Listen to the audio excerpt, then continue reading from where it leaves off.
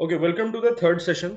हम लोग third session को स्टार्ट करते हैं। कल का सेशन आई होप दोनों सेशन आप लोगों को समझ में आ गया होगा बढ़िया से। I send the annotated PDF, लेकिन आज फिर भेज दूंगा। यहाँ तक कंप्लीट था। Okay, listen to me very carefully. Ground water is very important. आप as much as possible government sources को रेफर कर लेना। As much as possible ground water से रिलेटेड जितना भी फैक्ट्स, डेटा, न्यूज, उसको आपको कंज्यूम करना है। ये जो कंपाइलेशन है, करंट अफेयर्स है, उसमें एक लेवल तक ही जाएगा। आपको याद होगा इस बार क्वेश्चन आया था अरेबल लैंड का, कि चाइना जो है, चाइना के पास ज्यादा अरेबल लैंड अंडर इरिगेशन है कंपेयर टू इंडिया। ये वाला क्वेश्चन आपने देखा होगा 2023 के प्रीलिम्स में। सो इस टाइप का क्वेश्चन किसी भी कंपाइलेशन से सॉल्व नहीं होगा unless and until you are genuinely curious. तो ground water is an absolutely must. It's a theme that has been repeating for the past 3 years। अब देखते हैं। सो यूनियन मिनिस्टर फॉर जल शक्ति announce the release of the dynamic ground water resource assessment report for 2023।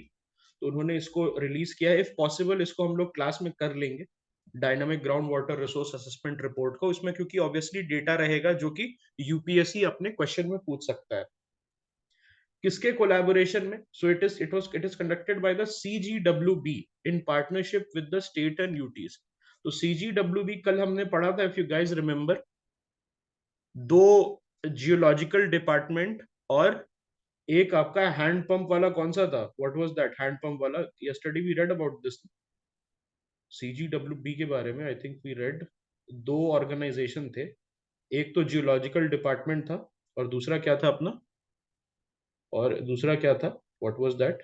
Just a moment, let us सी।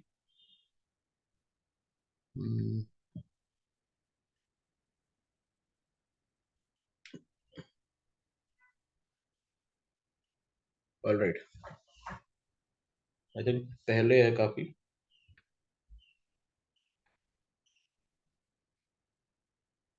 अच्छा नहीं, आगे था। Sorry sorry sorry sorry sorry, आगे था आगे था आगे था, नॉट पीछे।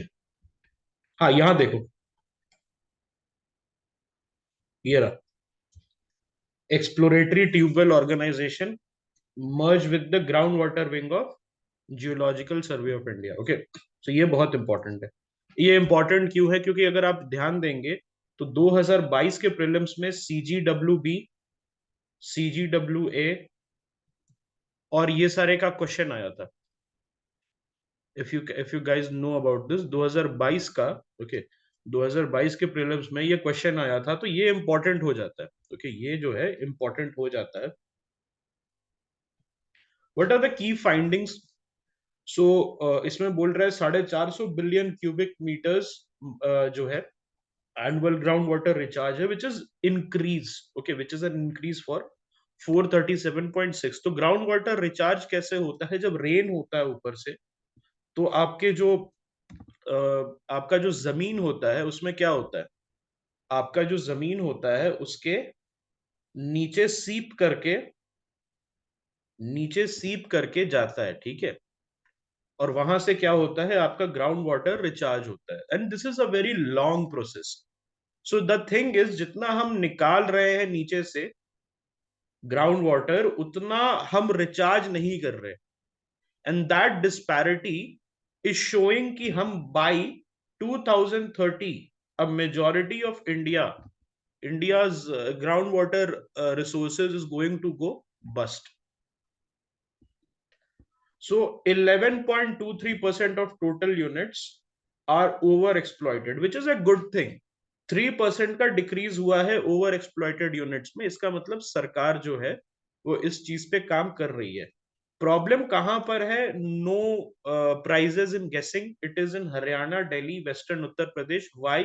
Can you guess? Western Uttar Pradesh because of sugar cane, Haryana because of water intensive green revolution. क्योंकि हरियाणा में जो ग्रीन रेवोल्यूशन आया था उसमें इरिगेशन हमने कैसे किया था। आज आपको एक चीज पता होनी चाहिए कि आप अगर हरियाणा की सब्जी खा रहे हैं तो वो contaminated है most probably, and that is something I am not saying, it is the farmer of Haryana who are saying this. आज के डेट में जो गंदा पानी रहता है यमुना का, वो भेजा जाता है हरियाणा में दिल्ली से। Sewage water is sent to the खेत of Haryana, and there are multiple videos by farmers of Haryana who have shown कि जो उनके गांव में, उनके खेत में आती है ना पानी, उससे बदबू आती है। And what is that water? That is the sewage water from Delhi which is given to the farmers to farm. Okay. उसके बाद गुजरात, क्योंकि एरिड क्लाइमेट की वजह से गुजरात में भी ये प्रॉब्लम है, राजस्थान में भी ये प्रॉब्लम है। ओके, वहां तो चलो नेचुरल कॉजेज है, ठीक है, that is one of the thing. Okay. Southern regions में भी ये प्रॉब्लम है, Karnataka, Tamil Nadu, Telangana and Andhra Pradesh. Critical units, so 3.04% are seen as critical unit where groundwater extraction is between 90 to 100% of annual recharge. इसका मतलब क्या है कि ओवर एक्सप्लॉइटेड यूनिट्स का मतलब समझो कि extraction is more then recharge. मतलब जितना रिचार्ज नहीं हो रहा है उससे ज्यादा तो एक्सट्रैक्ट कर ले रहे हो। दूसरी चीज क्या है, क्रिटिकल यूनिट्स में although the extraction is lesser than, the extraction is lesser than recharge, लेकिन वो ऑलमोस्ट इक्वल है, थोड़ा सा कम है या ऑलमोस्ट इक्वल है। सेमी क्रिटिकल यूनिट में 70 से 90% ऑफ द रिचार्ज, मतलब अगर 100 units of water is getting recharge, तो उससे 70 से 90 यूनिट निकाल लिया जा रहा है, तो उसको हम सेमी क्रिटिकल यूनिट में डालेंगे, ठीक है। And the safe unit 73.14% of assessment units है। तो सेफ मतलब कि आराम से अगर 100 यूनिट्स है तो वहां पर 50-60 यूनिट ही निकाला जा रहा है, जिसके वजह से एक हेल्दी बैलेंस ग्राउंड वाटर का बन पा रहा है। So this is important, obviously you have to know about these things. इसके साथ साथ I just write it here, इसको रीड कर लेना। रीड का मतलब ये नहीं है कि सारे 90-100 पन्ना जो आपको पढ़ना है, आप जाइए उसके कंटेंट्स में, just download the report, content खोलो, कंटेंट में देखो कि क्या इंपॉर्टेंट है यूपीएससी के पर्सपेक्टिव से, और फिर कंटेंट के थ्रू पढ़ो। डोंट रीड यशस्वी मंत्री जी ने क्या कहा और माननीय सेक्रेटरी जी ने क्या कहा, ठीक है, वो नहीं करना। You have to be very smart when reading all these, okay, when reading all these reports. India में ग्राउंड वाटर का सिनेरियो क्या है? So India is the world's largest consumer of ground water, surpassing combined usage of United States and China. Okay, so that is a problematic thing. हम लोग India में जो ground water irrigation है, it is a very big issue.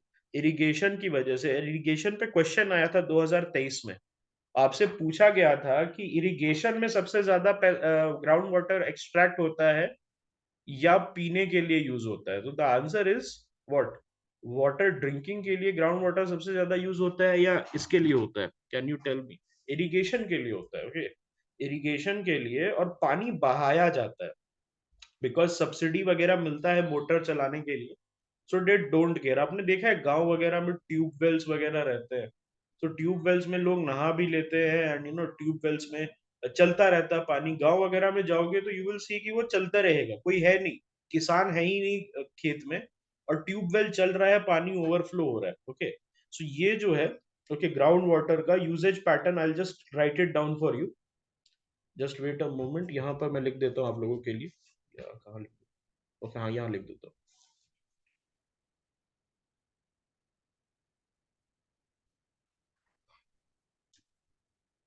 So ground water usage pattern जो है,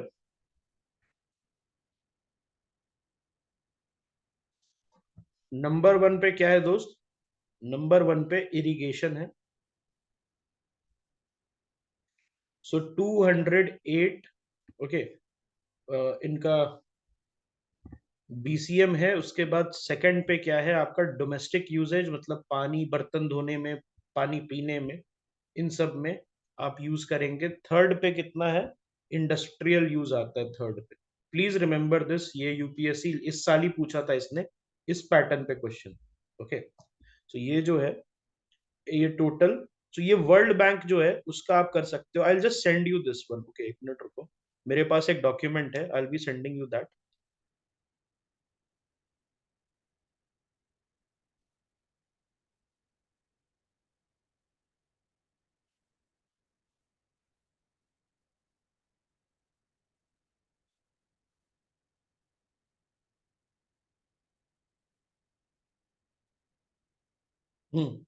चला गया होगा, देख लो एक बार। सो उसमें ये दिया हुआ है industrial use, domestic irrigation.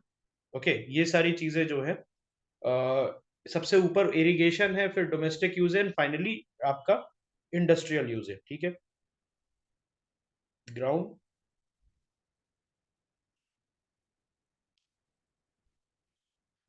Okay, I hope मिल गया होगा सभी को। एक बार इसको देख लेना, ठीक है। 2016 का रिपोर्ट है बट अभी भी रेलेवेंट है। और इसमें आपको है 12 पन्नों का रिपोर्ट है। It's a beautiful report. आप इसमें सारा इंफॉर्मेशन आपको मिल जाएगा। तो the overall pattern has been more और लेस सिमिलर। ठीक है। और कोई भी पीआईबी का न्यूज अगर आता है ग्राउंड वाटर से रिलेटेड तो उसको बहुत ध्यान से पढ़ना है। Alright, so there is also this group of PIB updates, वो भी मैं आपको भेज देता हूँ। उसको जरूर से आप फॉलो कर लेना। और कुछ भी अगर आता है डे का, एक बार 2 सेकंड 3 सेकंड के लिए नजर मार लोगे तो समझ में आ जाएगा। Okay,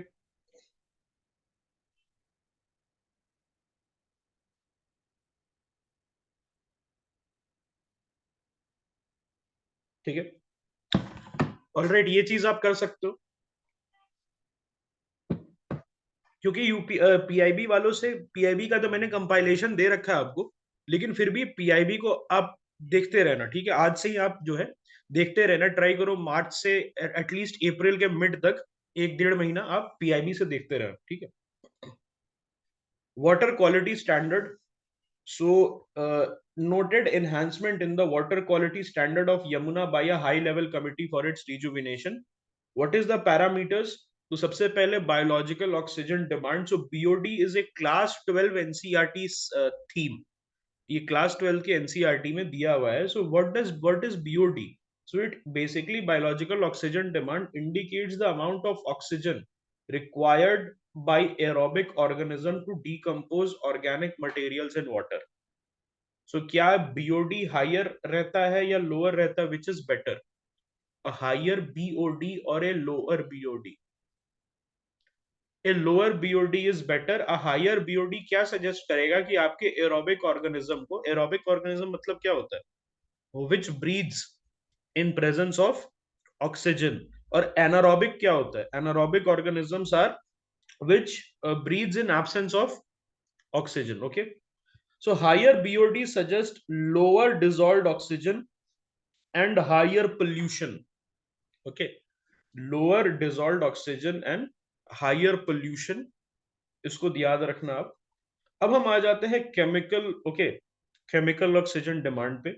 so it measures the oxygen required to chemically oxidise organic material in water. ये क्या बोल रहा है कि कितना ऑक्सीजन रिक्वायर्ड है केमिकली ऑक्सीडाइज करने के लिए जो भी ऑर्गेनिक मटेरियल प्रेजेंट है वाटर के अंदर। COD values are typically higher than BOD with elevated levels indicating pollution. So the higher the BOD and COD, the higher is the pollution. I'll just write it here. एक और concept आपने सुना होगा, eutrophication. Eutrophication किसी ने सुना है? Higher BOD COD, higher pollution. Okay, जो यूट्रो, हाँ, नेचुरल एजिंग ऑफ लेक होता है, राइट। यूट्रोफिकेशन का मतलब है, कभी कि देखा है आपने कोई पॉन्ड पे जो ग्रीन ग्रीन बन जाता है, एल्जी टाइप का, किसी पुराने पॉन्ड पे आपने देखा स्टैग्नेंट वाटर टाइप का हो जाता है। हाँ, तो eutrophication is the natural ageing of lake, but due to anthropogenic human activities, ये जो आपका लेक है वहां पर क्या होता है, व्हाट हैपेंस देयर, वहां पर आपका एक्सेलरेटेड यूट्रोफिकेशन होता है। And that is something we will be reading in the class 12th notes. So ये याद रखना। और accelerated eutrophication कैसे होता है? When the sludge and all the pollutants they come to the lake, जब वहां पर लेक पे pollutants आ जाता है तो उससे क्या होता है, जो एजिंग ऑफ लेक है वो मल्टीप्लाई हो जाता है, तो फिर लेक्स वगैरह आपके यूज में नहीं आता है। जब लेक्स जो है जब लेक्स जो है आपका यूज में नहीं आएगा, you can not drink water from that, why? Because it is now stagnant, now it is polluted, as हो गया है, उसमें ब्लूम आता है। सो यूट्रोफिकेशन की जब मैं बात कर रहा हूं, तो what is something that we see in eutrophied lakes? क्या मैं बोल सकता हूँ algal blooms happen in eutrophied lakes?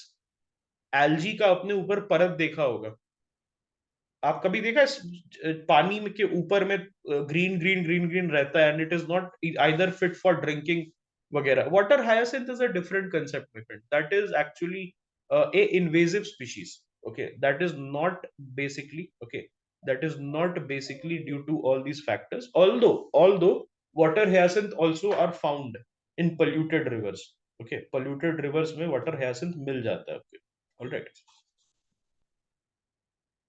correct।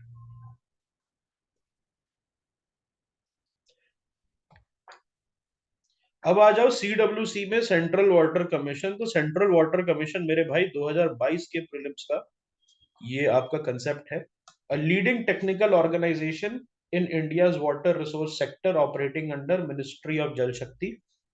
Responsibility include initiating, coordinating and promoting schemes for water control, conservation and utilization in consultation with state government। तो ये चीज है commission, authority and board. Okay, did you understand the difference? Commission, authority and board. So generally authority कैसे बनती है? In general when we look at any authority, so वो authority कैसे बनती है? By law, statutory, okay, statutory backing होती है। authority कहाँ से? authority है मेरे पास, कहाँ से authority आई आपके पास? because there is a because there is a statutory backing, okay। अब आ जाओ फ्लड वॉच ऐप में। तो फ्लड वॉच ऐप ये है क्या? So it is developed by the central water commission to provide real time flood updates. This is something that you can include in your GS1 urbanisation, okay. GS1 में mains में urbanisation का आप अगर question आएगा तो वहां flood watch app के बारे में, अगर फ्लड के बारे में क्वेश्चन है तो अर्बन फ्लड्स बहुत एक पॉपुलर टॉपिक है आजकल, अर्बन फ्लड्स। जल दिवाली करके है, women for water, water for women campaign, so launched by Mahua under the Amrut Yojana. Amrut Yojana क्या है? Atal mission for rejuvenation and urban transformation in collaboration with the national urban livelihood mission, okay. तो ये सारी चीजें जो है NULM, एक minute, I just write it here for you, NULM plus Amrut, इसको आप क्या करोगे? विकासपीडिया से आप देख लोगे, विकासपीडिया से, not Wikipedia, Vikaspedia is much better. Already याद होगा आपको, इस साल कोई कुछ क्वेश्चंस आए थे पुराने, इससे क्या था, प्रोफाइलेटिक कैल्शियम जननी योजना, जननी सुरक्षा योजना, ये सारी चीजें पूछी गई थी ना इस साल। तो वो कब का ये है, ये सारे जो स्कीम्स है ये कब की स्कीम्स है? These are the schemes. हाँ, प्रोफाइलेटिक कैल्शियम एंड अनीमिया का था, जननी सुरक्षा योजना पूछा गया था। सो कितना पुराना स्कीम है? बहुत पुराना स्कीम है ये। सो एटलीस्ट आप जो है 20 इयर्स के जितने भी इंपॉर्टेंट स्कीम्स है, नॉट छोटे मोटे स्कीम्स नहीं करना है, लेकिन इंपॉर्टेंट स्कीम्स जो है specially in the health sector वगैरह, आप जो है, यस, अनीमिया मुक्त भारत नया था, लेकिन जो उसका पूछा गया था उसके साथ जो क्वेश्चन पूछा गया था, that was, okay, that was of the older scheme, right. तो ये जो है नए स्कीम्स तो करना ही है आपको, गवर्नमेंट स्कीम्स, उसके साथ पुराने स्कीम्स भी आपको देखना होगा, ठीक है, okay. Plastic pollution, plastic pollution, तो यहाँ पर हम प्लास्टिक ओवरशूट डे मना रहे हैं। So 2023 plastic overshoot day report by earth action highlights the day the world's plastic waste exceeds what are waste management systems can handle. So earth day वगैरह मनाते हैं, 0R मनाते हैं, आपने सुना होगा, but now they have started to celebrate the plastic overshoot day, ठीक है। So you know there is also this concept of 0R।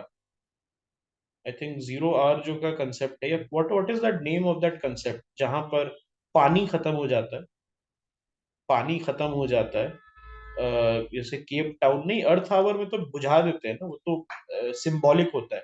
लेकिन अभी साउथ अफ्रीका में केप टाउन में there is this something called, एक वर्ड है proper, I am forgetting that. उसमें क्या होता है, हाँ शायद, not exactly earth overshoot day, वो क्यों, उसका मतलब क्या होता है, अर्थ ओवरशूट का मतलब है कि हम ज्यादा हैंडल करें।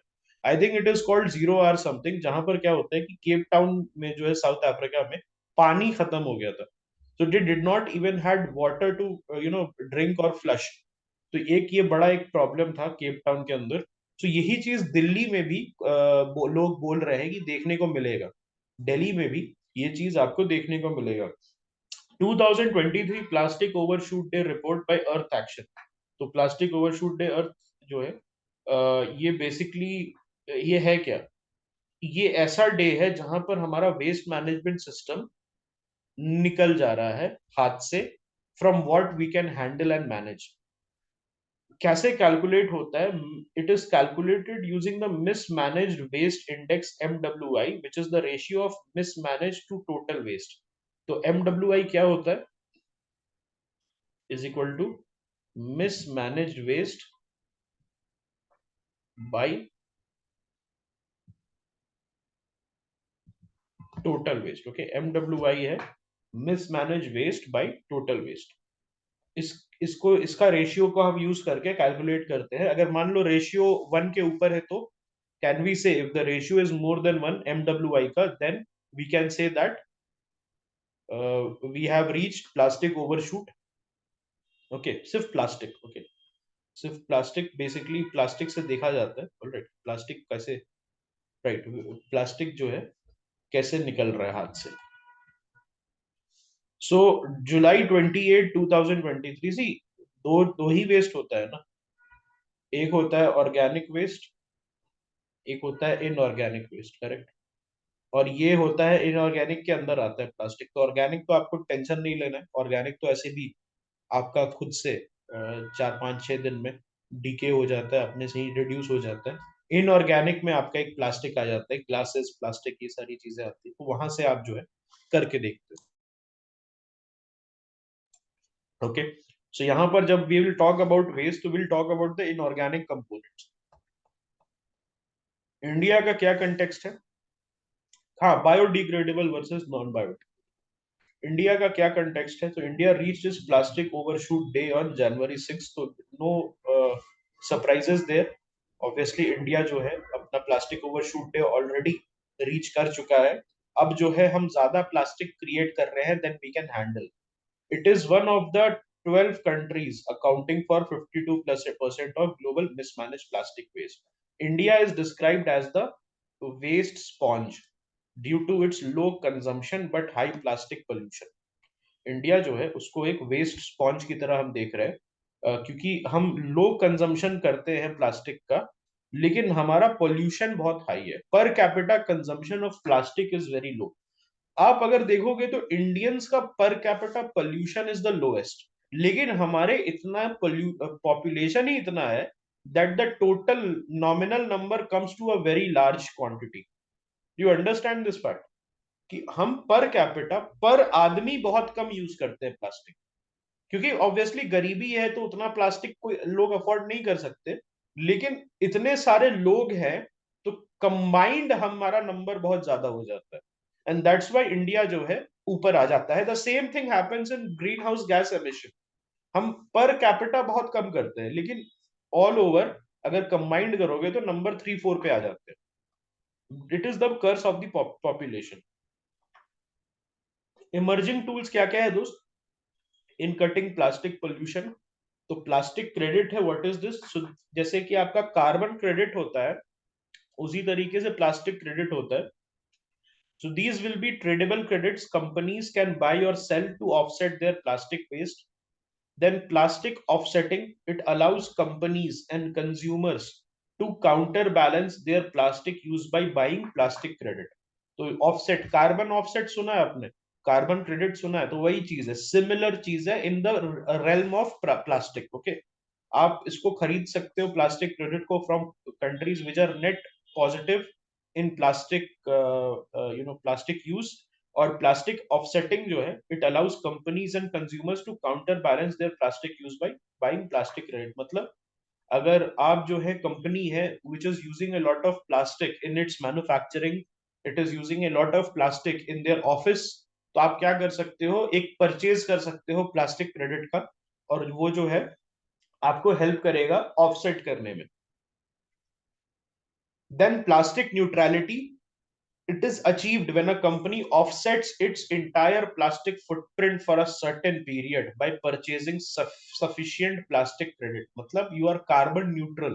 आपने कार्बन न्यूट्रल सुना होगा, उसी तरीके से प्लास्टिक न्यूट्रल, ठीक है, कार्बन न्यूट्रल, उसी तरीके से आपका प्लास्टिक न्यूट्रल, ठीक है।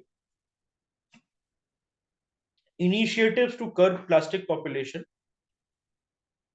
और इंडिया में ये कंसेप्ट नहीं है, सी जैसे कार्बन के लिए तो है ना, there is a energy exchange and you can buy all these things there also.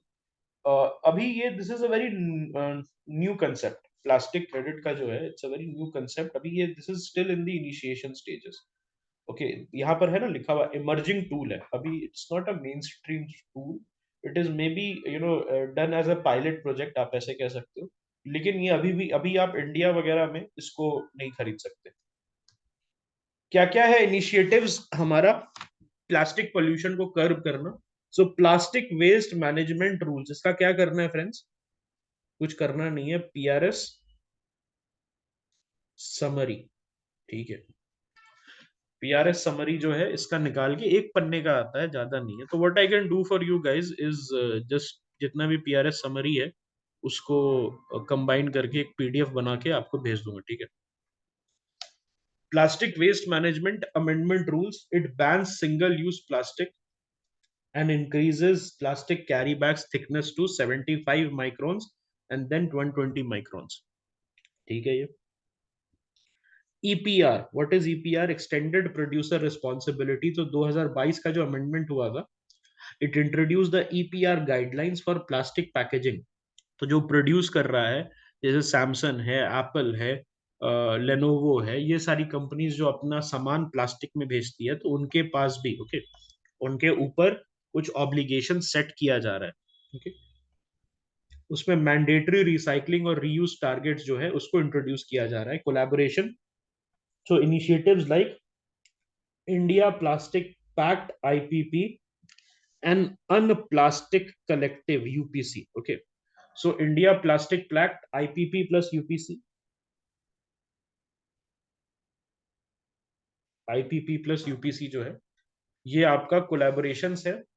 ये जो है बेसिकली ये हेल्प कर रहा है इंडिया को प्लास्टिक फ्री होने में। Obviously this is something that you are going to Google, basic Google कर रहे हैं ना, कुछ अगर इंपॉर्टेंट होगा तो वो देख लिया जाएगा। National circular economy roadmap NCER, it aims to reduce plastic waste through a circular economy, okay. Circular economy का मतलब क्या होता है? सर्कुलर इकोनॉमी का मतलब क्या होता है? Nothing is wasted, nothing is wasted circular economy में। यहां से जहां से स्टार्ट होता है प्रोडक्शन, वो वापस आ जाता है, ठीक है, सर्कल में, राइट, सर्कल में आ जाता है।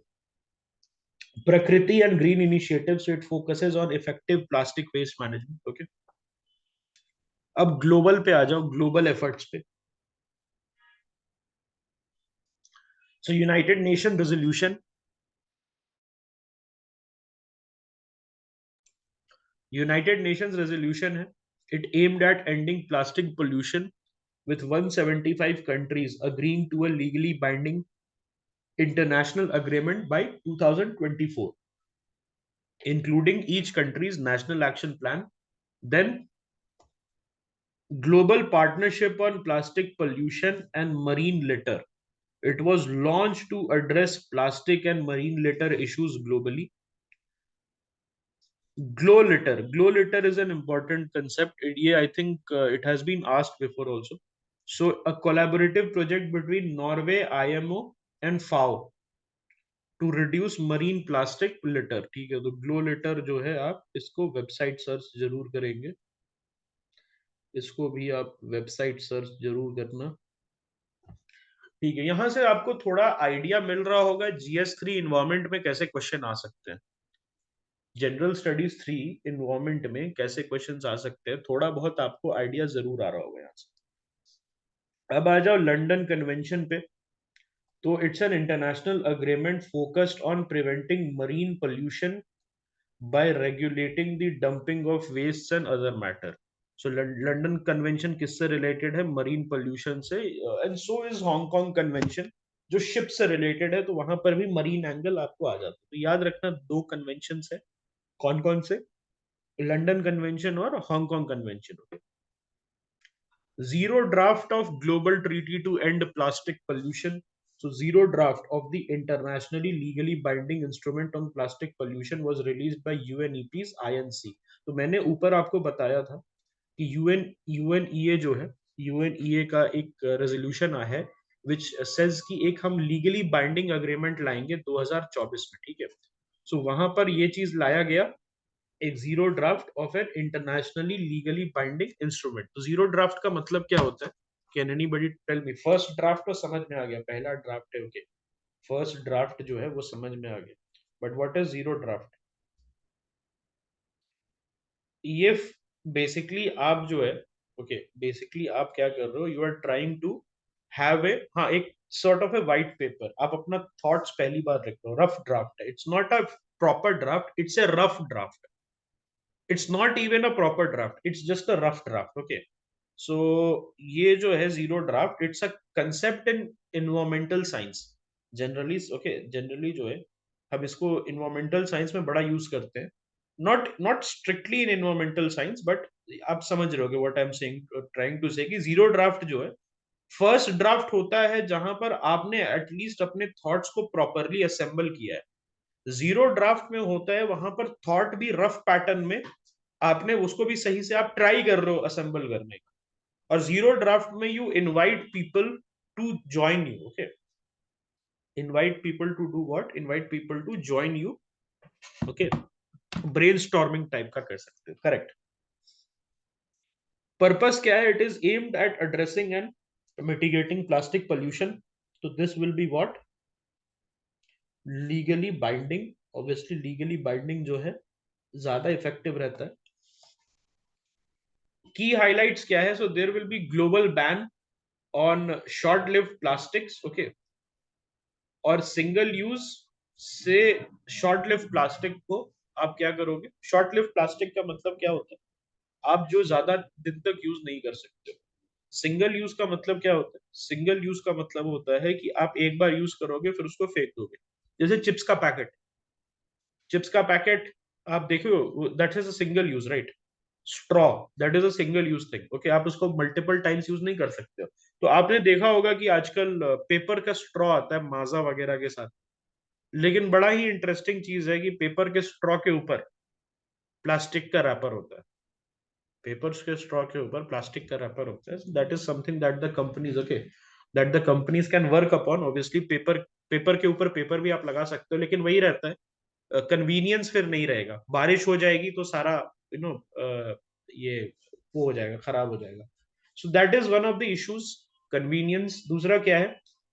शॉर्ट लिव्ड प्लास्टिक, जिसको आप एक दो बार से ज्यादा यूज नहीं करते। वैसे इंडियन हाउस होल्ड्स में प्लास्टिक हम यूज अच्छा से करते हैं। प्लास्टिक की थैली जो होती है, पॉलीथीन, उसको घर पे हम रख लेते हैं, और उसको बेसिकली जैसे मदर डेयरी वगैरह आप अगर जानते होंगे, मदर डेयरी में they have banned single use plastic. Mother dairy में आप जाओगे तो वो आपको बोलेगा थैला लाने के लिए। या सफल वगैरह है, सफल करके एक मदर डेयरी का ही वो है, वेजिटेबल शॉप है, वहां पर भी आपको 15 रुपए की थैली देता है। लेकिन everybody keeps it despite the ban. आप अगर जाओगे मांगोगे तो वो दे देता है नीचे से निकाल के, बिकॉज वो अलग सामान भी रखता है, मदर डेयरी का सामान नहीं रखता है, वो अपना अलग सामान भी रखता है, ट्राई करता है, बिकॉज मदर डेयरी का मार्जिन बहुत कम रहता है। So that guy tries to sell you, अंडे वगैरह और ब्रेड वगैरह बेचने का ट्राई करता है। National plan, so it is similar to the structure of Paris Agreement, the zero draft of INC. It's a very similar to the Paris Agreement on climate change, where each country is expected to develop and implement a national action plan, और हर country को एक NAC देना है, national action NAP देना है, sorry, national action plan कि वो क्या करेगी अपने लेवल पे। अब आ जाओ इंटर गवर्नमेंटल नेगोशिएटिंग कमिटी पे, आईएनसी पे। सो what is that? So INC was established bye UNEP with the specific task of developing an international legally binding instrument to combat plastic pollution. Okay, so INC क्या करेगी? सो ये जो है UNEP ने इसको बनाया और इसका स्पेसिफिक टास्क क्या है? डेवलप करना एक इंटरनेशनली लीगली बाइंडिंग इंस्ट्रूमेंट जिससे प्लास्टिक पोल्यूशन कम्बैट हो जाए। Okay, the committee AIIMS to complete negotiations by the end of 2024, leading to the establishment of a global legally binding plastics treaty. So ये INC क्या करना चाह रही है? UNEP ने एस्टैब्लिश किया इसको प्लास्टिक पोल्यूशन कंबाइन करने के लिए, और ये ट्राई कर रही है कि 2024 के एंड में एक global legally binding plastic treaty आ जाए। तो यहां ध्यान से सुनना, क्या क्वेश्चन आ सकता है यहाँ पर? What kind of question can come here? The question that can come here is very simple. आपको यूपीएससी दे देगा there exists a globally legally binding treaty on plastic waste, इस टाइप से आपको बोल देगा, या there is no globally legally binding plastic waste treaty. So that will be correct. Why? Because अभी बना नहीं है। 2024 में यूएनईपी बनाने की कोशिश कर रहा है through it's inter governmental negotiating committee. Okay, so plastic waste is done. Let us come to land degradation. So UNCCD क्या है? United Nations convention to combat desertification. उसने अपना डेटा डैशबोर्ड लाया है जहां से 126 कंट्रीज का डैशबोर्ड आपको मिलेगा। UNCCD is a previous year question. अगर आपको याद होगा, एक क्वेश्चन आया था 2017-18 की बात है, उसमें लिखा हुआ था that it specifically focus, UNCCD specifically focuses on North Africa। याद है वो वाला क्वेश्चन आया था, it specifically focuses on north Africa. तो वहां पर गलत कैसे था वो? क्योंकि यूपीएससी जनरली स्पेसिफिकली फोकस अगर इस टाइप से बहुत दावे के साथ बात कहती थी तो गलत होता था। ओके ओके, की फाइंडिंग्स क्या है? सो की फाइंडिंग्स आपका land degradation. So between 2015 and 2019, I just write it here, UNCCD को आपको इसके वेबसाइट पे तो जरूर जाना है। इसके वेबसाइट पे आपको जरूर जाना है। So land degradation between 2015 and 19, over 100 million hectares of healthy and productive lands were degraded annually. So 100 million hectare of land हर 4 साल के अंदर, ठीक है। 400 मिलियन, टोटल 400 मिलियन के करीब प्रोडक्टिव लैंड, जिस लैंड पे आप कुछ कर सकते थे, वो डिग्रेड हो रहा है। इंडिया रिपोर्टेड कि उसका 9.45% of land area has been degraded. Drought impact, so India जो है 36.8% of the land area was impacted by drought. Eastern and central Asia and Latin America and Caribbean region face the most severe degradation issue. कौन कौन सा है? Central Asia. Central Asia में क्या है जहां पर डिग्रेडेशन हो रहा है? सेंट्रल एशिया में you might have heard about this Aral Sea. Aral Sea में वहां पर उसके आसपास का लैंड जो है वो हमें डिग्रेड होके पता चल रहा है कि वहां degradation is going at a very fast rate. वहां पर एक जगह है जिसका नाम है, आई थिंक, क्या नाम है उस जगह का? अरल सी के आसपास की जगह है। आपको बहुत ज्यादा थोड़ा टंग ट्विस्टर है, I am not able to say the name, but उसके आसपास की जगह जो है वो सारा पूरा जो है वहां पर ड्राउट जैसा कंडीशन हो चुका है। कैरिबियन रीजन्स में, वहां पर जो कैरिबियन आइलैंड्स है उसमें एक बड़ा प्रॉब्लम है लैंड डिग्रेडेशन। लैटिन अमेरिका, उसमें एक बड़ा प्रॉब्लम है। Land degradation refers to deterioration or loss of productive capacity of soil for present and future use। तो आपका जो soil है वो present और future use के लिए बेकार हो गया है, अब उसको आप यूज नहीं कर सकते हो किसी प्रोडक्टिव काम के लिए। अब आ जाते हैं UN convention to combat desertification पे। So it is the only legally binding international agreement, please remember this. ये क्या है? It is the only legally binding international agreement which is focused on desertification and the effects of drought. 197 parties हैं, including 196 countries and European unions. MOEFCC is the responsible nodal ministry. इसका मतलब क्या है? India is a member. इसका मतलब क्या होता है? इंडिया एक मेंबर है। ग्लोबल ड्राउट स्नैपशॉट रिपोर्ट इन्होंने रिलीज किया है COP28 में। अब आ जाओ सैंड एंड डस्ट स्टॉर्म्स। तो इसको ये करना है दोस्त, ये ऐसे नहीं चलेगा, इसको वेबसाइट पे आपको 10 मिनट तो देना है। अब आ जाओ sand and dust storms report SDS by FAO. तो फाओ ने इसको किया है। तो एक चीज आप याद रखना, यूएनसीसीडी ने क्या किया है? यूएनसीसीडी ने sand and dust storms compendium दिया है, compendium.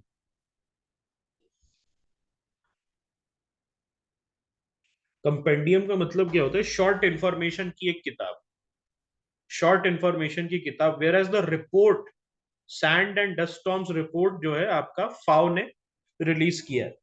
So FAO published a comprehensive report titled Sand and Dust Storms SDS, a guide to mitigation, adaptation, policy and risk management measures in agriculture। About sand and dust storms, SDS क्या है? So SDS जो है, they are caused by strong turbulent winds lifting small particles from dry bare soil surfaces. These events can transport dust across continents and oceans. तो यहाँ पर क्या होता है? आपका जो सैंड और डस्ट स्टॉर्म्स है, वो स्ट्रॉन्ग टर्बुलेंट विंड्स के थ्रू होता है, और वो across continents and oceans travel कर सकता है। तो आपको पता होगा ना कि दिल्ली का जो पोल्यूशन है, दिल्ली का पोल्यूशन है वो अफगानिस्तान के सॉल्ट, साउथ अफगानिस्तान के सॉल्ट माइंस का जो डस्ट है उसके वजह से होता है। एक मेजर रीजन वही है, साउथ अफगानिस्तान का जो सॉल्ट माइंस है उसके वजह से ये चीज होती है। Approximately 75% of global dust originates from natural sources। तो आप कुछ कर नहीं सकते हो, नेचुरल सोर्सेज से निकलता है। Remaining 25% is attributed to human activities. उसमें क्या क्या रहता है? Land use changes, agricultural practices, पराली जलाना, ये सब आप बोल सकते हो, एंड डिफॉरेस्टेशन। इम्प्लीकेशन क्या है एसडीएस का? ग्लेशियर पे काफी ज्यादा इम्पैक्ट होता है, बिकॉज ग्लेशियर पे जब डस्ट डिपोजिशन होता है तो क्या होता है? एल्बिडो इंक्रीज होता है या डिक्रीज होता है? जब डस्ट डिपॉजिट हो जाए ग्लेशियर्स पे तो albedo will decrease. Okay, in that case albedo decreases। Okay, agricultural yield, so dust storms can severely damage crops through sand blasting। so crops पे भी एक बड़ा प्रॉब्लम यहाँ पर रहता है। ठीक है, अब हम आ जाते हैं ग्राउंड लेवल ओजोन O3 पे। सो ग्राउंड लेवल ओजोन जो है, okay, ground level ozone it is emerging as a lead pollutant. Alright, इसको क्या बोल रहा है? इसको लीड पोल्यूटेंट है, नॉट लेड पोल्यूटेंट। सो एक लीडिंग पोल्यूटेंट है। Alright, sorry, slip of tongue. So ozone जो है, ग्राउंड लेवल ओजोन, तो एक लीडिंग पोल्यूटेंट जो है, लीडिंग पोल्यूटेंट की तरह निकल के आ रहा है। Alright, what is sand blasting? Anyone, what does sand blasting means? Okay, यहाँ पर क्या होता है basically? It's a, yes, it's sort of a process. Okay, जहां पर क्या किया जाता है कि आप जो है एक पर्टिकुलर, हाँ, एक पर्टिकुलर एरिया पे, ऑलराइट, एक पर्टिकुलर एरिया पे जो बहुत ज्यादा प्रेशर मारते हो, ठीक है, और उसके वजह से क्या होता है? When you put a lot of pressure, तो उसका जो ऊपर का रस्ट वगैरह रहता है चीजों का, ओके, वो उसमें क्या होता है? तो वो वाला होल प्रोसेस है, बहुत ज्यादा प्रेशर आता है तो वो जो निकल जाता है रस्ट वगैरह। तो इस इन द एग्रीकल्चरल सेंस क्या होता है कि जब डस्ट स्टॉर्म आता है तो इतने प्रेशर के साथ आता है प्लांट के ऊपर। Have you seen those rust निकालने का? कैसे रस्ट निकाला जाता है? वो उस पे प्रेशर की धार जाती है, और वो पूरा जो उसका स्ट्रक्चर होता है उस पे एक जो परत होता है रस्ट का, वो निकल जाता है। लेकिन यहाँ पर हम क्या बात कर रहे हैं? जब बहुत ज्यादा तेजी से हवा आ रहा है, डस्ट स्टॉर्म, तो वो पत्तों पे लग रहा है, और पत्तों पे एक तरीके से there is a sand blasting, जिसके वजह से प्लांट के स्ट्रक्चर को हार्म होगा। क्योंकि आपने देखा गाड़ी पे अगर मैं मारूं सैंड ब्लास्टिंग, पानी का सैंड ब्लास्टिंग या किसी केमिकल का सैंड ब्लास्टिंग, गाड़ी तो क्या है? स्टील का बना रहता है, गाड़ी आपका एल्यूमिनियम का बना रहता है तो स्ट्रांग रहता है, लेकिन प्लांट सरवाइव कर पाएगा? प्लांट्स तो डेलिकेट होता है ना, तो आपका plant structure is a very delicate thing, तो इसीलिए आप कह सकते हो, ठीक है। Ground level ozone O3, so it's a leading pollutant, और सीपीसीबी ने इसको बोल दिया है। ये है क्या ग्राउंड लेवल ओजोन? तो इसको क्या करना है, ग्राउंड लेवल ओजोन को विकी करना है जरूर से, विकी या Google. Formation, it is formed as a secondary pollutant, ये सेकेंडरी पोल्यूटेंट बना है, formed from nitrogen oxides and VOC, that is volatile organic compound in sunlight and stagnant air, बहुत इंपॉर्टेंट, एक सेकेंडरी पोल्यूटेंट है।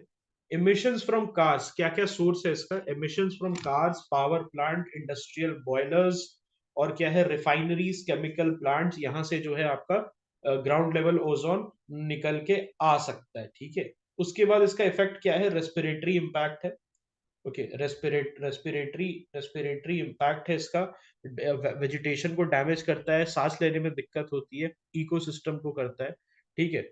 Yes, what is secondary pollutant? अच्छा, ये आप यहाँ पर मैं लिख देता हूँ, सेकेंडरी पोल्यूटेंट है क्या?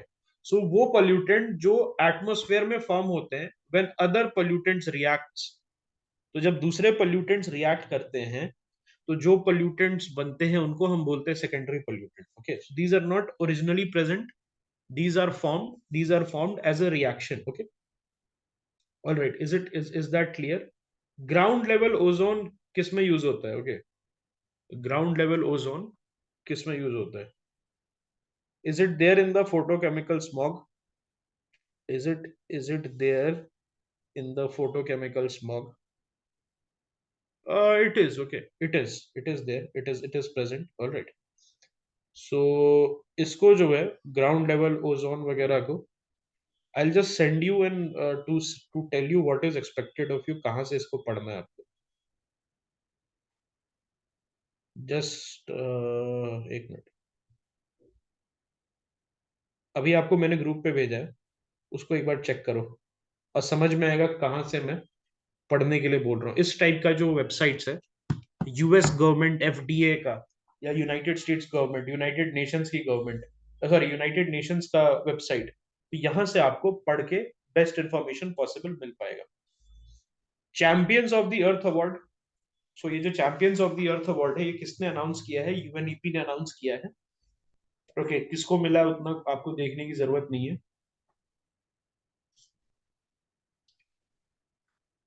अब आ जाते हैं एथिलीन ऑक्साइड पे, एथाइलिन ऑक्साइड पे।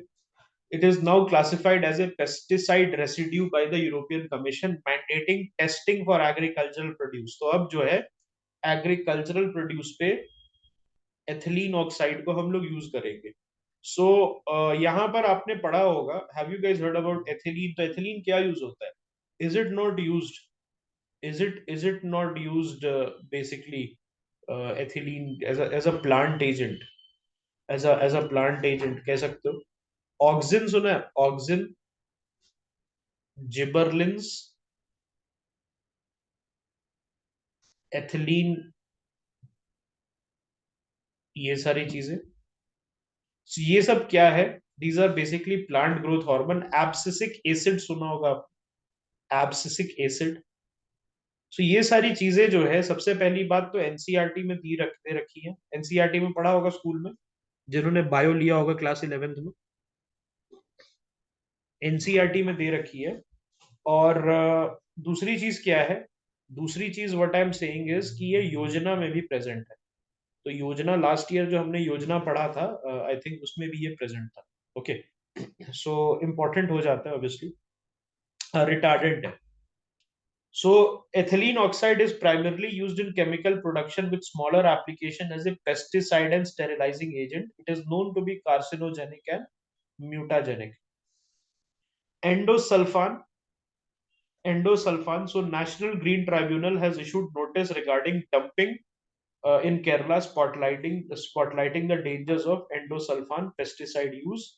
इसका regulation is listed under the Rotterdam and Stockholm convention. तो ये दोनों जो है आपको गूगल करना है। तो इसका न्यूरोलॉजिकल और रिप्रोडक्टिव डैमेज भी एक बड़ा इशू है। केरला में पता है एक गांव है, वहां पर सभी को ट्विंस होता है, केरल में there is a village that where everybody all of a sudden has started to have twins, और वहां के पानी को चेक किया गया, वहां के पानी को चेक किया गया तो ऐसा बोला जाता है कि उसके पानी में पोल्यूटेंट है, केमिकल्स है, उसके वजह से it is leading to breaking cleaving of the zygote healthy twins, healthy twins. लेकिन ये फेनोमेना जो है it is because of the water in that village, उसमें केमिकल्स है बिकॉज ऑफ इंडस्ट्रियल डिस्चार्ज, और उस केमिकल पर्टिकुलर केमिकल की वजह से वहां पर ये देखने को मिलता है कि ओके वहां पर सभी को every every women is having twins.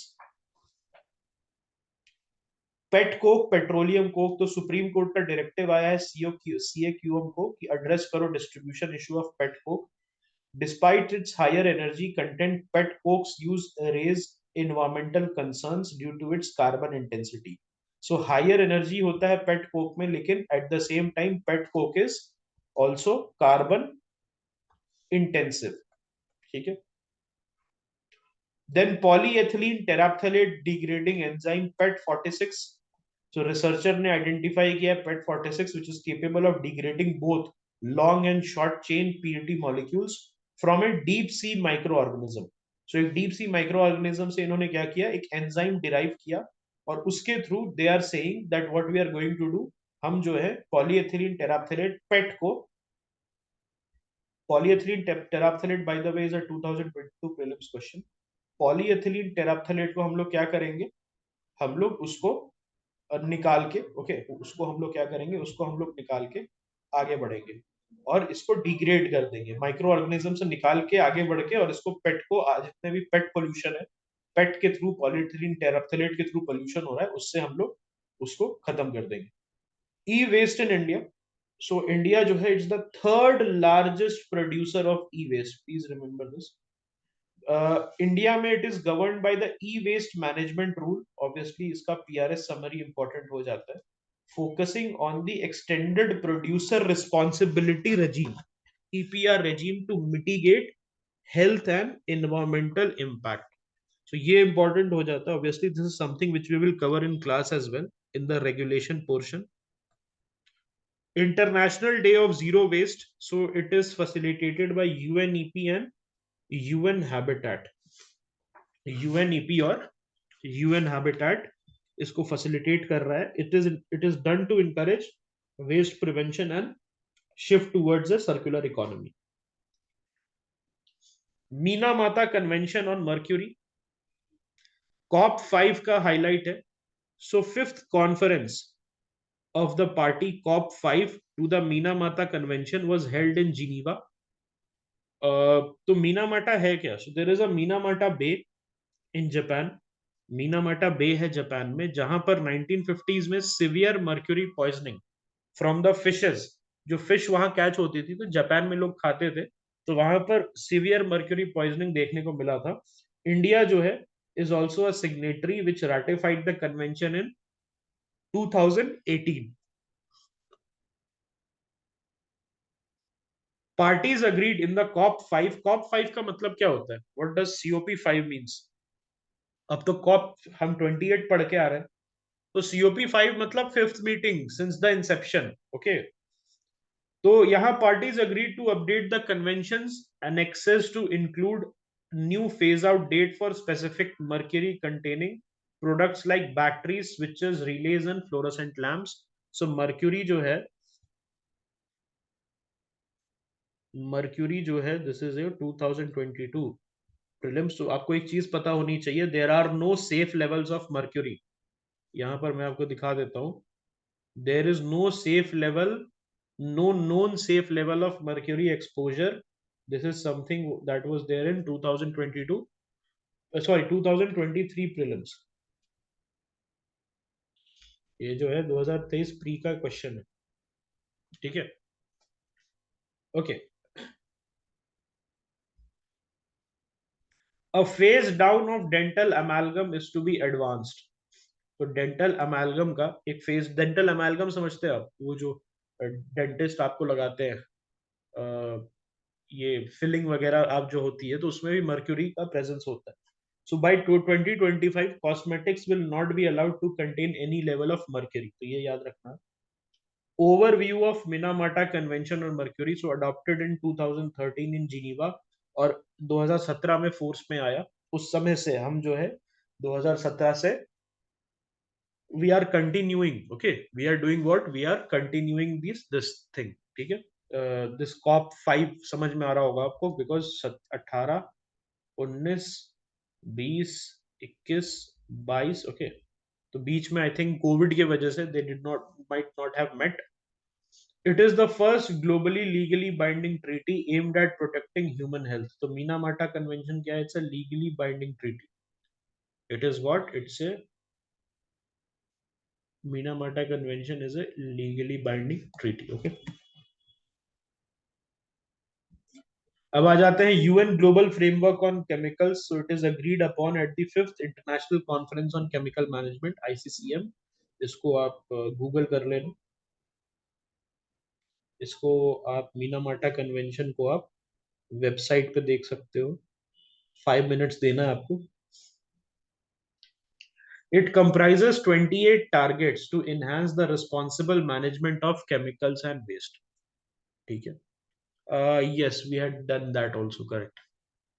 ठीक है. इसमें 28 टारगेट है जिससे आप responsible management of chemical and waste करोगे. Bond declaration. So this accompanies the global framework. ICCM5 also adopted the bond declaration. So इसका पर्पस क्या है बॉन्ड डिक्लेरेशन का? Seeks to prevent exposure to harmful chemicals, phase out the most harmful substance and enhance safe management practices. तो bond declaration, this is something you might see from their website. ICCM है क्या? What is आईसीसीएम, जिसका हमने बात किया अभी Bonn declaration में.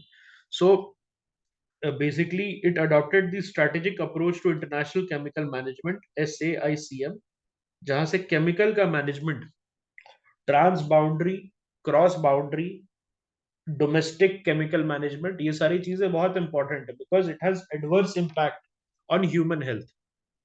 What is SAICM? It's a global, multi-sectoral, multi-stakeholder, voluntary policy framework, okay, which addresses challenges related to chemical management. तो ये क्या बोल रहा है? Multi sector, multi stakeholder, voluntary policy framework है.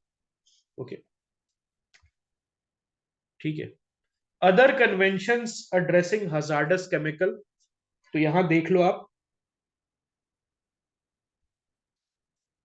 Basal convention 1989. So it controls trans-boundary movement and disposal of hazardous waste. यहां पर क्या हुआ था? कनाडा ने क्या किया था दोस्त?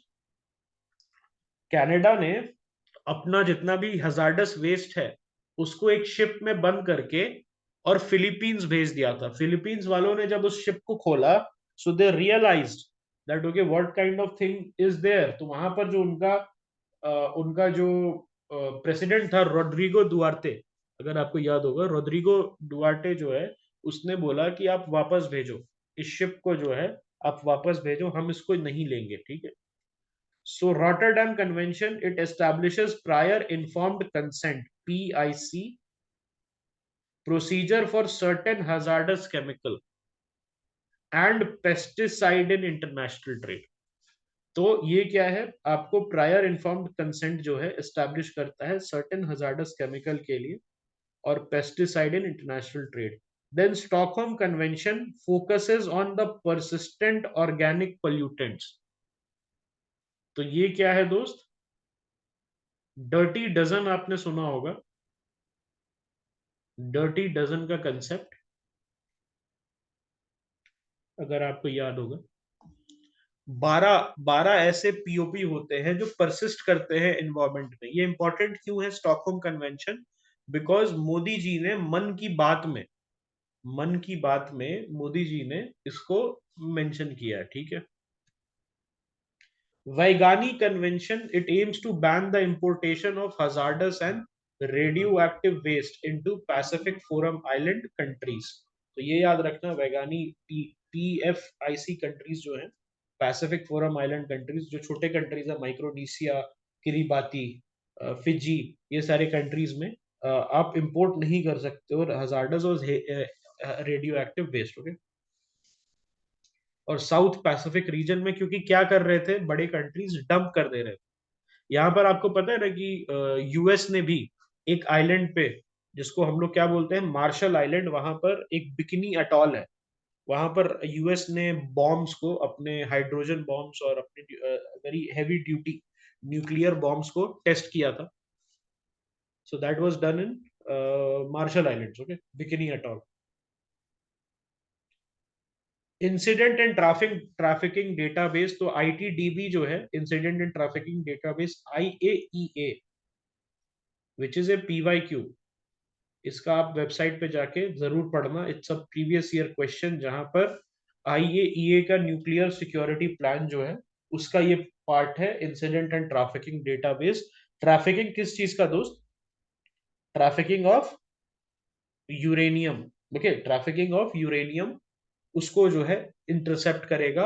और इंसिडेंट क्या है? इंसिडेंट जो है बेसिकली आपका, अगर कोई न्यूक्लियर फॉल आउट हो जाता है, nuclear reactors, nuclear weapons, nuclear material, fissile material, उससे रिलेटेड अगर कोई भी इंसिडेंट हो जाता है तो ये, इसमें आपको दिक्कत हो सकती है। तो इसीलिए ये इंसिडेंट और ट्रैफिकिंग डेटाबेस बनाया गया है, ठीक है, by IAEA. Global biodiversity framework fund, GBFF. So recently it was ratified and launched. Occasion क्या था? It was ratified and launched at the 7th Assembly of the Global Environment Facility. Purpose क्या है? Finance the implementation of the Kunming Montreal Global Biodiversity Framework, KMGBF. Okay, और GEF को क्या करना है आपको? वेबसाइट पे देखना है। Key feature of GBFF, Global Biodiversity Framework Fund, तो it funds the implementation of KMGBF. इसका गवर्नेंस क्या है? GBFF council consist of representative from developing and developed countries as well as from countries of central and eastern Europe. ये decision making यहाँ पर consensus के through हो रहा है। Financial management, so world bank appointed as the trustee managing funds. तो GBFF का कौन है ट्रस्टी? वर्ल्ड बैंक जो है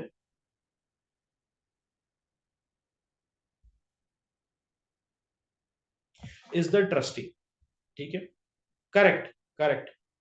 Allocation 20% of funds is allocated to support indigenous initiative. Priority is given to the small island developing states and the least developed countries. Priority किसको दिया गया है? SIDS और LDC को। SIDS क्या है? स्मॉल आइलैंड डेवलपिंग स्टेट्स, और LDC क्या है? Least developed countries. Funding source क्या है? Government, philanthropy, private sector, international financial institutions, हर जगह से ले रहे हैं। Coming to the Kunming Montreal Global Biodiversity Framework, so it was adopted in 2022 at the COP15 in Montreal under the UN Convention on Biological Diversity. तो ये UN CBD जो है, इसको भी आप वेबसाइट जरूर कर लेना। It replaced the Aichi biodiversity target. Were we able to achieve the Aichi biodiversity target? या हमने अचीव किया था बायोडाइवर्सिटी? नहीं किया था हमने। We failed miserably. Okay. It is non-legally binding. Please remember, Kunming Montreal Biodiversity Framework is non-legally binding. It sets 4 goals for 2050 and 23 targets for 2030. Global Environment Facility, GEF,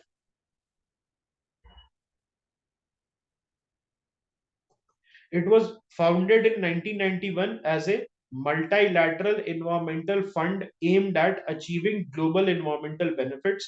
तो ये क्या है? ये हेल्प करता है फंडिंग में ऑफ द वेरियस कन्वेंशंस। इसको कौन सपोर्ट करता है? World Bank, United Nation development program और United Nation environment program. Objective क्या है इसका? ग्रांट करना funds to developing countries for projects focusing on climate change, biodiversity, international waters and ozone depletion. तो ये समझ में आ रहा है किस किस को ये केटर करेगा? मॉन्ट्रियल प्रोटोकॉल, ओजोन डिप्लीशन, उसके बाद बायोडाइवर्सिटी, CBD, उसके बाद इंटरनेशनल वाटर्स, जो आपका यूएन क्लॉज वगैरह का जो सिस्टम है, ओके, उससे जो है, उसमें अगर आपको करना है, सपोज आपको अपने अटॉल्स का या अपने आइलैंड्स का आपको अगर प्रिजर्वेशन करना है तो आप इनसे पैसा मांग सकते हो। और उसके बाद क्लाइमेट चेंज तो है ही, जीएचजी एमिशंस वगैरह। India is also member of the global environment facility. It operates the Least Developed Country Fund (LDCF) and the Special Climate Change Fund (SCCF). It serves as the financial mechanism for several conventions, including the CBD, UNFCCC, Stockholm Convention on POP, UNCCD, and Minamata Convention. This is very important, very, very important. Okay. It supports the implementation of Montreal Protocol in countries with economies in transition. Economies in transition का मतलब क्या है? अभी they are developing countries, or they want to, they want to get into a certain bracket. क्या क्या report release करता है GEF? Inclusive conservation initiative, ICI, जिस ये कंजर्वेशन इंटरनेशनल के साथ रिलीज होता है। ओके, तो ये आईपीएलसी को सपोर्ट करना चाहता है। Okay, what is IPLC? Can anybody let me know what is IPLC? when we are talking about GEF, तो ये IPLC क्या होता है? Indigenous people and local communities. Okay, indigenous people and local community. ठीक है। Global Declaration on River Dolphin. So 11 countries have signed this first of its kind Global Declaration on River Dolphin. India भी part है, इसको याद रखना। अब आ जाओ रिवर डॉल्फिन्स के बारे में पढ़ते हैं। सो अमेजोन रिवर डॉल्फिन बोटो, उसका हैबिटेट क्या है? They live exclusively in fresh water, their status is endangered, ये याद रखना। गैंजेस रिवर डॉल्फिन, जिसको सुसु कहते हैं, it is mainly found in the Ganges and Brahmaputra river system in India and Bangladesh. Bangladesh India दोनों में मिलता है आपको। आईयूसीएन स्टेटस क्या है इसका? IUCN status is endangered. और ये जो है Ganges river dolphin, it is the national aquatic animal. Okay, is the national aquatic animal. फिर उसके बाद इंडस रिवर डॉल्फिन, जिसको भूलान कहते हैं, so it is found in Pakistan and the river Beas, a tributary of Indus river in Punjab. तो in Pakistan में भी मिलता है और इंडिया में मिलता है। तो ये ब्लाइंड होते हैं, you know about this fact that these dolphins जो है, ये डॉल्फिन जो है, especially the Indus dolphin, is it blind or does it have eyes? Have you heard about this, about the Indus dolphin? उसका क्या system रहता है? Indus dolphins are blind. ठीक है, yes. So Indus Indus dolphins जो है, these are blind dolphins. Okay,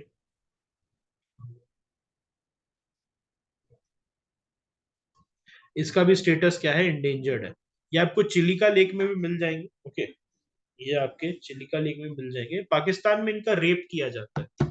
ठीक है, पाकिस्तान में इनका रेप किया जाता है। ये dolphins have been at the receiving end of rape by the people of Pakistan. Tukushi freshwater dolphin.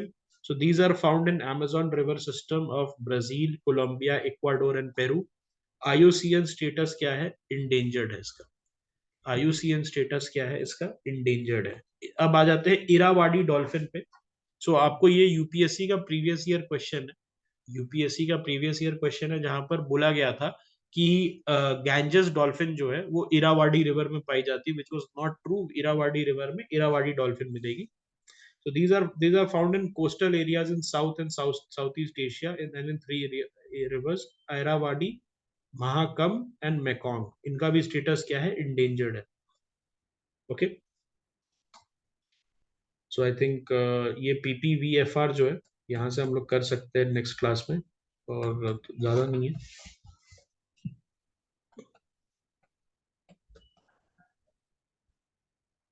Right, tiger leopard conservation एक बार आ जाएंगे तो वाइल्ड लाइफ वाला पार्ट हो जाएगा। ओके, इसको खत्म कर लेते हैं। इसको खत्म कर लेते हैं पीपीवीएफआर को। एटलीस्ट वाइल्ड लाइफ तक हम लोग चले, स्टार्ट नेक्स्ट क्लास में वाइल्ड लाइफ से स्टार्ट कर लेंगे। सो पीपीवीएफआर FL 2027 2027 variety. So it was introduced by Pepsi in 2009 under a contract farming arrangement. So it was registered under the PPVFR Act इसमें क्या करना है आपको, पीपीवीएफआई एक्ट में इसमें आपको करना है PIB, sorry PRS summary, not PIB. Okay,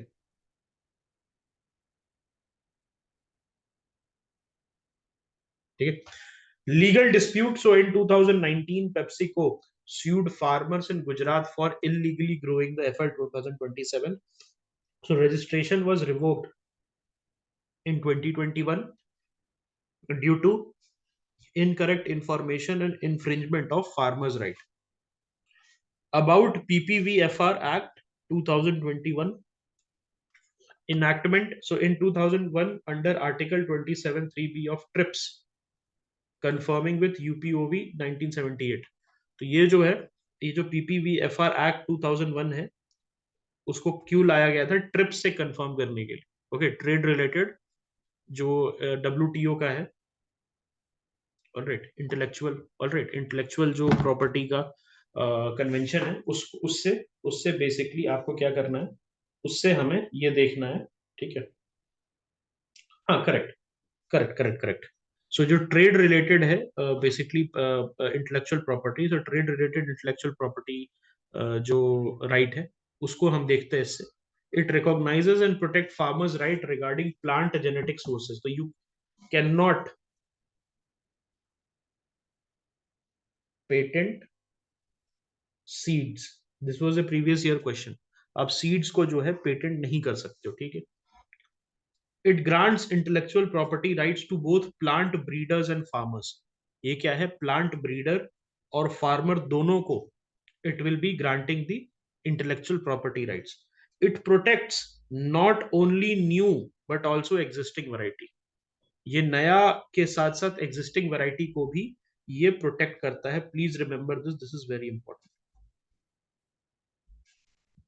ये जो है क्या करता है? नए के साथ साथ एग्जिस्टिंग वैरायटी को भी ये करता है। It varies from 15 to 18 years depending upon the crops. तो प्रोटेक्शन पीरियड कितने साल का है? 15 से 18 साल के बीच का है, ठीक है। तो इसमें बोथ प्लांट ब्रीडर्स और फार्मर्स को जो है प्रोटेक्शन मिलता है, ठीक है।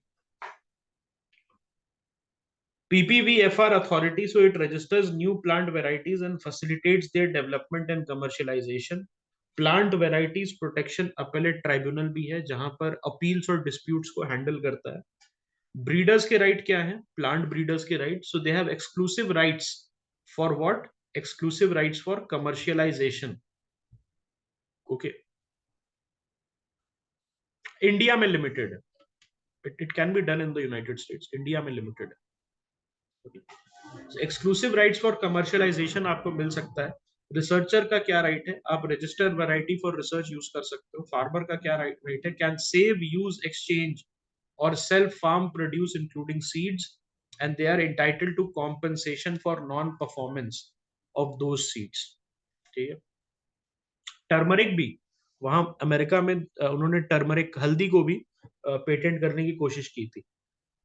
About the International Union for Protection of New Varieties of Plant, तो ये originated from the International Convention for Protection of New Varieties of Plant in 1961. It facilitates the protection of plant variety for societal benefit. India is not a member, Geneva में है, so this you can watch from their website. एक बार उसके website पर जरूर नजर मार लेना, तो थोड़ा बहुत आपको आइडिया मिल जाएगा। So I think यहाँ पर हम लोग रोक सकते हैं। So shall we meet again, guys? कितने बजे मिलना है? 10:15?